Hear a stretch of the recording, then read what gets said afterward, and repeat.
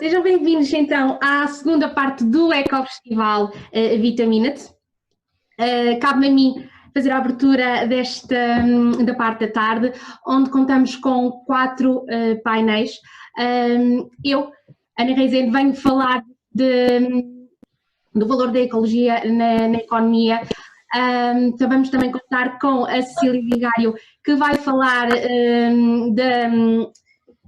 do impacto dos medicamentos no ambiente, o André Ruela, que vai falar sobre a cozinha mais sustentável, e para finalizar, a Inês Lapa, com o painel da beleza consciente e sustentável. Portanto, 4 painéis que, a meu ver, são bastante úteis e espero que todos tirem um pouco ou muito de cada uma destas partilhas. Eu só quero confirmar que me estão a ouvir bem. Sim, sim. Sim? Ok. Tira então só o som ao microfone, se faz favor. Dona Sara, pode tirar o som ao microfone? Porque eu já tentei e não acho que já consegui. Já okay. consegui. Já tinha tentado antes e não estava a dar. Olá. Portanto, eu vou iniciar a minha apresentação.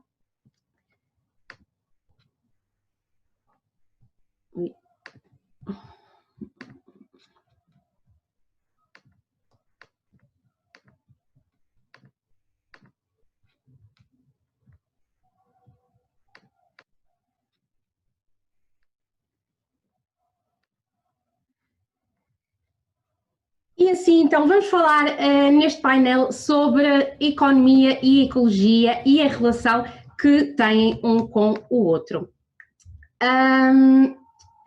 Os meus objetivos, ou seja, aquilo que eu hoje proponho não é efetivamente vir aqui e dar uma grande lição de economia, não, de todo não é essa a questão.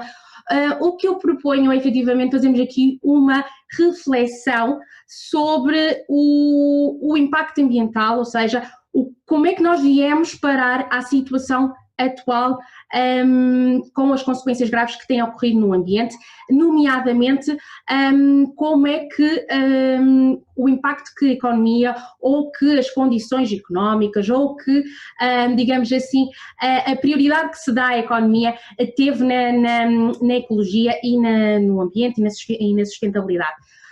Por isso, a ideia é compreendermos o que originou, não é, os problemas ambientais atuais, ou seja, como é que nós chegámos aqui, compreender as consequências da sociedade de consumo, que efetivamente tem coisas boas, tem coisas más, e uma dessas coisas, lá está, menos boas, é as consequências ambientais que causou no planeta e que continua a causar.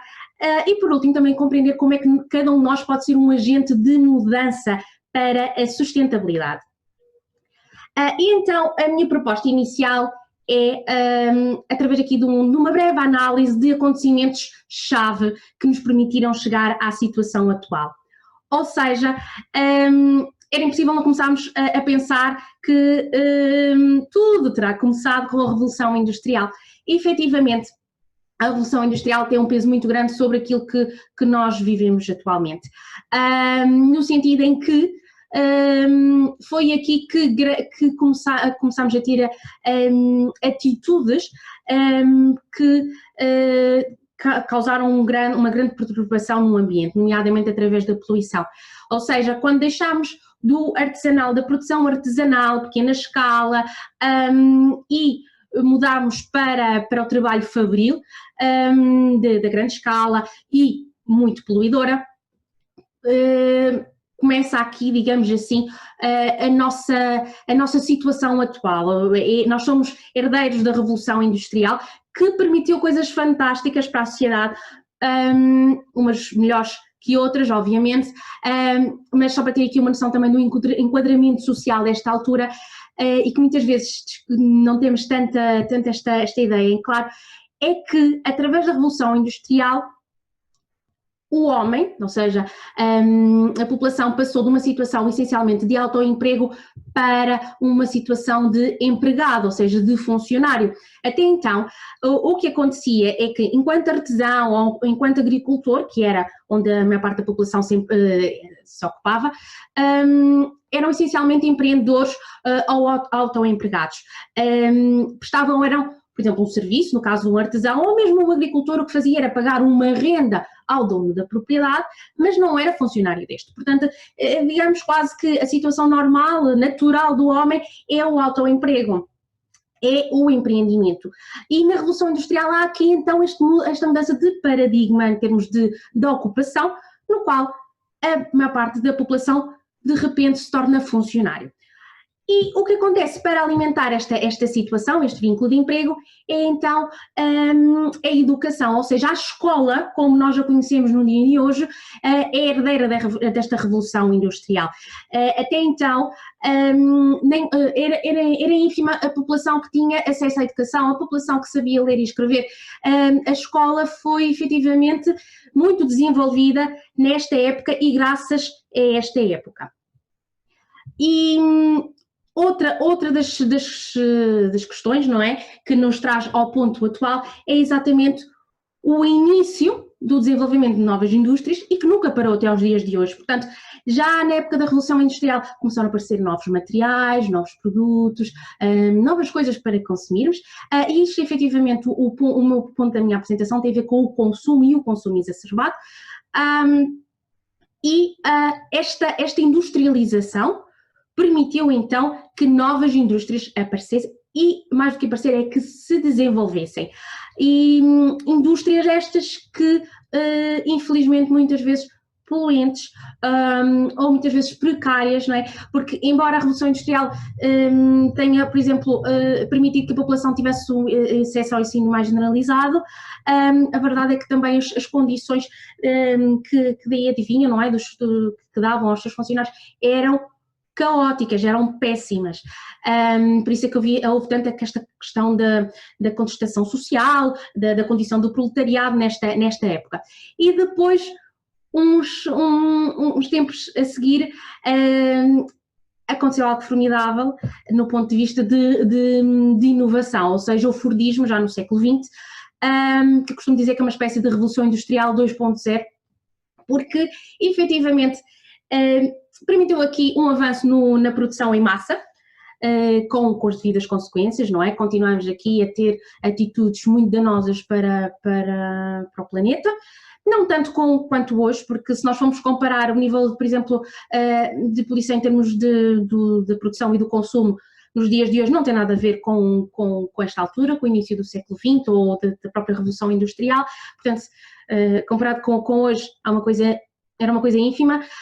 Agora, o Fordismo, efetivamente, tinha aqui uma filosofia muito grande por trás, que era a questão de melhorar as condições dos funcionários. E porquê é que isto é tão importante para nós percebermos onde é que estamos hoje? Simples. A ideia do Ford, não só dele, mas ele efetivamente é a grande personificação desta filosofia, é que se as pessoas tivessem bons níveis de rendimentos, tinham boa capacidade de consumo. Tendo boa capacidade de consumo, então têm uma boa capacidade de estimular a economia. E, portanto, nesta primeira metade do século, efetivamente, a produção em massa, que, lá está, trouxe grandes consequências ambientais para o mundo atual, mas teve aqui uma grande inovação social. Portanto, o foco nesta altura era o desenvolvimento da economia. Lá está, a produção era em termos nacionais ou essencialmente nacional, ou seja, se nós queríamos produzir, não é? Precisávamos de pessoas que trabalhassem nessa produção, havia a criação de emprego, se lhes dávamos boas situações financeiras, também estas pessoas iriam então iniciar numa fase de consumo, dedicar-se a este consumo. Este consumo vai gerar riqueza nacional, vai gerar riqueza financeira para cada um. Aqui a ideia é um ciclo que se alimenta. E então é assim que se começa efetivamente a notar mais esta questão da produção em massa e do consumo, que deixou de ser exclusivo para um ciclo de pessoas mais abastadas e que se torna generalizada. Portanto, no início do século XX nós já vemos aqui uma grande tendência em termos de consumo, ou seja, em Portugal, por exemplo, nós ainda não tínhamos uma série de coisas que apareceram, por exemplo, nos Estados Unidos, mas no início do século já todas as casas eram equipadas com eletrodomésticos como frigoríficos, máquinas de lavar, a questão dos carros, quase todas as casas tinham, ou todas as famílias tinham um carro, portanto, todo este conforto que hoje em dia para nós é natural, e que nos traz conforto, bem-estar, lá está, só é possível exatamente graças a esta produção em massa que advém de uma série de fatores, lá está, esta preocupação tanto dos governos como dos próprios empresários em criar estas condições. Percebiam que era assim uma situação que toda a gente podia ganhar com ela. Também era importante porque os próprios governos tinham esta preocupação, porque quando há uma classe média, um país com uma boa classe média estável, também o panorama político-económico-social por si, ele é estável. Há menos contestações, ou seja, se nós criarmos condições em que as pessoas se sintam bem com o que têm ou como estão, vamos então ter aqui uma situação de estabilidade. Uma coisa, e isto podemos ver ao longo de todo o século XX, que em países onde havia alguma perturbação em termos de bem-estar, em termos de qualidade de vida da sua população, então haviam distúrbios, nomeadamente as guerras mundiais que ocorreram ao longo do século XX e outras situações bélicas que ocorreram durante desta época e que continuam nos dias de hoje. Portanto, havia esta preocupação de promover a produção em massa como forma de gerar rendimentos para as pessoas. E isto tudo com o enfoque então na economia, no desenvolvimento da economia, e era encarada como mais importante do que o ambiente, ou do que a sustentabilidade ambiental. Porquê? Primeiro porque se desconhecia as consequências ambientais a longo prazo, não é? No início do século. E depois porque o interesse era essencialmente a estabilidade sociopolítico-económica e não se o planeta estava bem ou não, ou seja, nem era uma questão que de certa forma se levantasse. Agora, a primeira metade do século XX, efetivamente, foi este o panorama, a questão de uma situação mais abundante. Agora chegamos à segunda metade e então começamos aqui a perceber questões que estavam a ocorrer, ou seja, começa-se a ganhar aqui esta noção dos fatores ambientais, a situação que está a ser desencadeada pela produção massiva, e também aqui a oportunidade de globalização, ou seja, se o mundo é tão grande, por que nos restringirmos ao nacional quando temos todo o mundo para atuar? E aqui sim acabam por aparecer, lá está, foi benéfica a muitos níveis, mas também acabou por trazer consequências graves em termos da sustentabilidade ambiental e social. E eu digo sempre ambiental e social porque eu acho que é impossível fazermos uma separação clara entre estas duas esferas, uma vez que elas estão tão intimamente relacionadas, quase como causa e efeito. Então, aqui a globalização, quando eu digo a globalização, estou a referir-me essencialmente ao que ocorreu na década de finais de 70 e depois durante os anos 80 e os anos 90, e continua até aos dias de hoje, em que há uma perda no foco do social, de evoluir a sociedade dos países desenvolvidos, não é? Porque ele já está alimentado e já se sabe evoluir por si própria. Já percebemos como é que isto funciona, como é que a economia funciona, e acontece que em termos do produtor, aquilo que nós chamamos de produtor em termos económicos, ou seja, quem tem a capacidade produtiva, vê aqui uma margem muito grande de maximizar os lucros através da globalização, sejam eles porque vai conseguir levar os seus produtos para um novo mercado, não é? Porque existem tantos países que ainda não estão desenvolvidos e que por si não têm a capacidade de produzir esses produtos. E então há esta possibilidade de escoar para novos mercados. Mas também, e aqui sim que é um ponto extremamente interessante, é a questão do mercado de trabalho global, ou seja, vamos pensar, como é que um preço de um produto estabelecido. E porquê é que eu falo da questão do preço? Porque ele efetivamente é importante para a sociedade de consumo e dar-nos esta possibilidade de consumir desenfreadamente. Num nível muito básico, o preço ele é sempre influenciado pelo que me custou produzir e a margem de lucro que eu quero. Portanto, se eu consigo diminuir esses custos de produção, a minha margem vai ser muito maior. E esta globalização permitiu que, efetivamente, os mercados onde a produção agora fosse ocorrer, nomeadamente as fábricas, que é a situação que hoje em dia ainda ocorre nos países em vias de desenvolvimento. Portanto, vamos deslocar esta capacidade produtiva para países onde a mão de obra é muito mais barata, muitas vezes à base de exploração, como nós sabemos que ocorre principalmente nos países da Ásia, por onde esta produção foi deslocalizada, e também acompanhado de muita despreocupação de todos os métodos de produção que fossem prejudiciais para o ambiente. Ou seja, numa altura em que nós já temos a noção do que é que esta produção em massa contribui para o ambiente, cabe muitas vezes, e infelizmente por acontecer, é que estes países desenvolvidos, não é? Não tanto os países, mas as empresas que estão lá localizadas, querem lavar um pouco as mãos e quase que empurrar o problema para outra parte do mundo onde não é visível aos seus olhos.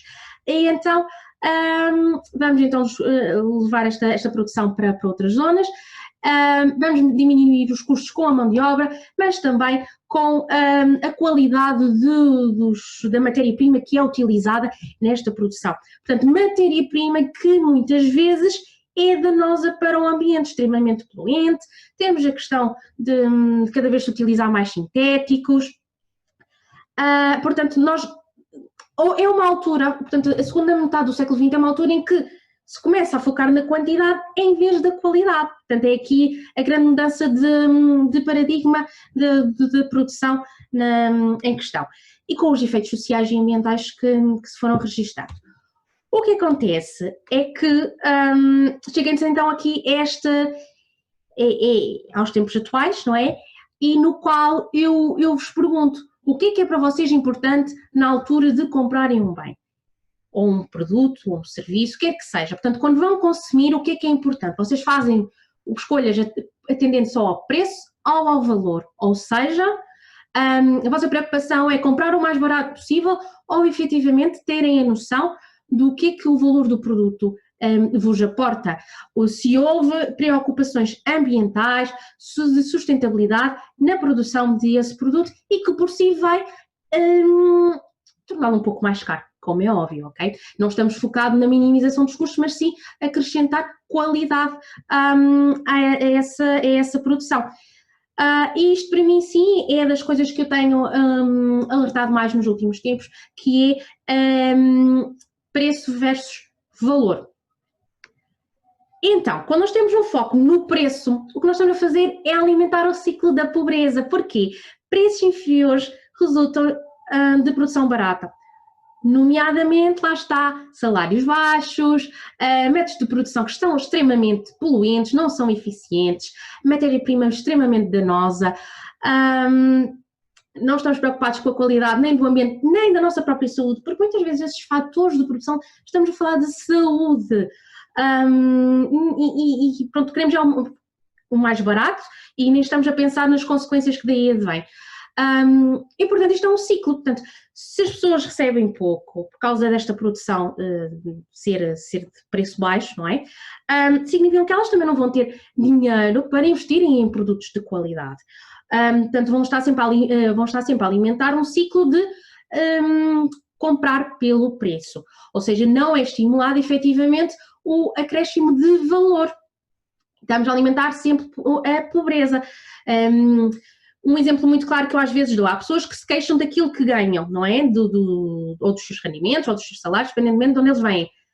E depois eu pergunto-lhes muitas vezes, mas estás disposto a pagar por produtos que têm um valor acrescentado e que permitem que outras pessoas recebam mais pela produção destes produtos, elas dizem que não, porque se eu ganho pouco, não vou deixar que os outros ganhem mais. Aqui está um exemplo prático e específico do que é alimentar o ciclo de pobreza. Eu ganho pouco, então os outros vão ter que ganhar pouco. É exatamente isto o que acontece quando estamos focados no preço de um produto, ou seja, a escolha pelo mais barato. Depois, também acompanhar este consumo em massa, e que foi fantástico, é a questão da produção para o descartável, ou seja, produtos, lá está, que não aportam valor. Produtos que, passado 2 ou 3 anos, imaginemos, hoje em dia um telemóvel, 2 anos, ele já não está a funcionar devidamente. E existe inovação que permitiria que ele durasse uma vida inteira. Existe, não há interesse. Vamos comprar, por exemplo, sei lá, uns sapatos, para ser uma coisa mais, de um valor mais irrisório e para ser se calhar mais simples. Compramos algo tão barato que nos dura 2, 3 meses. Se investíssemos um pouco mais, com materiais de qualidade, com pessoas que efetivamente têm uma destreza e técnica muito grande para efetuar um produto de qualidade, se calhar durava-nos 5 anos. Portanto, os recursos excessivos que nós estamos a utilizar quando estamos a comprar produtos de baixa qualidade são enormes, porque eles não são sustentáveis, eles não rendem, ou seja, o seu ciclo de vida é muito pequeno. E então, o foco no preço efetivamente tem este problema. Por sua vez, o foco no valor é exatamente o contrário, ou seja, poupamos o ambiente. Porquê? Porque empresas que efetivamente têm a tendência a apostar no valor, ou seja, na qualidade, e temos que entender valor como sinónimo de qualidade, porque às vezes também acontece que o valor tem um sinónimo de marketing. Não é isto que eu aqui me estou a referir, não é pagar mais por causa da marca X, é efetivamente ter vontade de investir num produto melhor, de qualidade melhor, mais sustentável e mais duradouro. O que é que vamos fazer? É então ter esta noção, perceber que o meu consumo deve ser focalizado para marcas e para produtos que tenham políticas de produção sustentáveis, tecnologia eficiente, que sei que se preocupam com a qualidade da matéria-prima que é utilizada, respeitar o ambiente, respeitar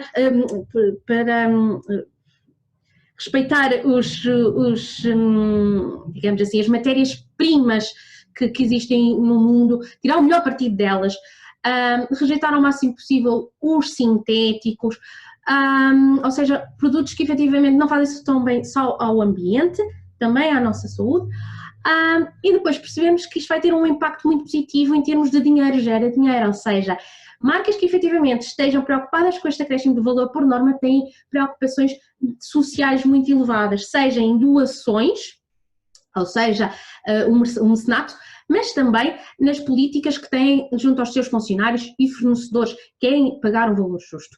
Ou seja, se temos aqui então pessoas a ganharem bem, vão ter capacidade de consumir com qualidade, novamente o consumo com qualidade e não o consumo exacerbado só por si, e o ciclo continua, então começa a alimentar-se através da geração de rendimentos e de riqueza.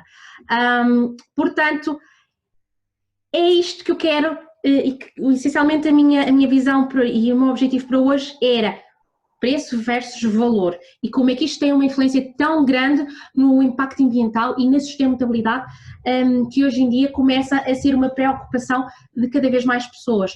E então a proposta é exatamente isto, começarmos a ter um bocadinho a noção do que é que nós estamos a consumir, porque nós consumidores temos a força e temos a possibilidade de sabotar, digamos assim, ou compactuar com as marcas e com os seus produtos. Ou seja, se nós começarmos a ter a consciência de que devemos procurar marcas provenientes de comércio justo, ou seja, que garantem ou que têm preocupação de pagarem às pessoas, de fazer-lhes usufruir rendimentos justos pelo seu trabalho, políticas de sustentabilidade social e ambiental, portanto, têm esta preocupação de implementar métodos de produção que diminuem, digamos assim, o mal que fazem, ou seja, que não são tão prejudiciais ao ambiente, que o próprio produto não é prejudicial ao ambiente, tem métodos de distribuição que são extremamente eficazes, e acima de tudo mudarmos o mindset, que temos que focar-nos na qualidade em vez do preço, para sermos os agentes da mudança social. E isto é o ponto. Quando eu disse que nós temos a capacidade de compactuar ou sabotar, isto é verdade. Grande mudança de marketing dos últimos tempos. Antigamente, as marcas criavam as necessidades nos consumidores, ok? Por isso é que a publicidade mudou tanto nos últimos tempos. Ou seja, criavam necessidade e os consumidores iam comprar só porque aquela necessidade surgiu implementada de algum sítio. Hoje em dia isto não acontece. Nenhuma marca consegue sobreviver assim. Sobrevive em resolver problemas que a população comunica que tem. Portanto, a partir do momento que há flutuações nos níveis de venda de um determinado produto, isto é encarado como um feedback da parte dos consumidores para os produtores. E se cada vez mais tivermos esta preocupação de escolher pela sustentabilidade, as marcas obrigam-se a adotar a sustentabilidade na sua produção e na sua filosofia. Esta sim é o início, digamos assim, para nos tornarmos mais sustentáveis, é fazermos a mudança do mindset para a qualidade e para a sustentabilidade, em vez de focar-nos no preço baixo.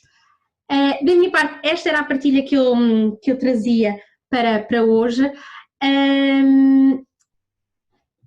Por isso, espero que efetivamente percebam como é que nós chegamos aqui a esta questão, como é que a economia influenciou tanto os problemas ambientais que hoje em dia vamos vivendo. Muito obrigada por terem assistido e vou passar então a vez à Cecília Vigário então para o seu painel.